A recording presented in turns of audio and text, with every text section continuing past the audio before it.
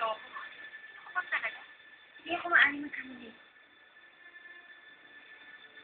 Anong gagawin natin ngayon? Kailangan ko sabihin kay Antonio. Kailangan niya malaman may pwede sa kuko. Naruhan mo ang pera. Walang hiya kayo! Ayaw pa lang kumuha ng mga sakit namin? Walang kabuluhan yun sa amin yan! Namumukha ako ng babae. Punta saan sa dito? Sa Indio. Sa Indio? Ibalik nyo kayo na sa amin kung may mahuhuli ko kayo sa Guardia Civil! Bilis! Bibili ka na! Bibili ka na! Wala na tuloy. Napakahusay mo pa ng sumayaw. Gracias, Gobernador. Yan ba ang usong sayaw ngayon? Ewan ko, Gobernador. Pero medyo magaslaw para sa aking panglasa. Parang hindi sayo ng aristokrato. Sayo ng mga Indio. At ano naman ang masama sa sayaw ng Indio? Kung bigasin mo ang salitang Indio, para itong susumpa. Hindi nga ba sumpa ang mga Indio?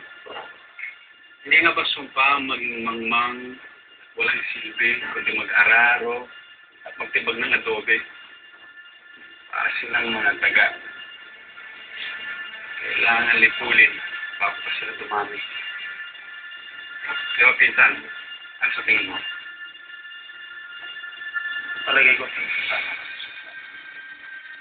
Sí. Esa es la verdad. bueno. ¿Verdad?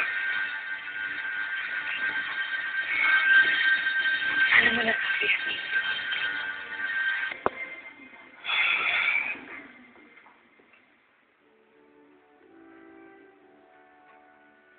Eso, hermano.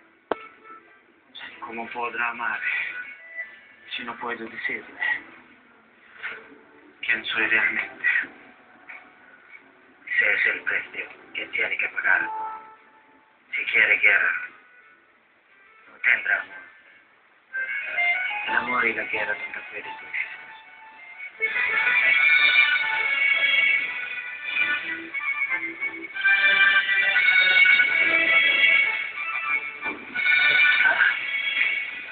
Buti nakapunta kayo. Antonio, may kailangan ka malaman.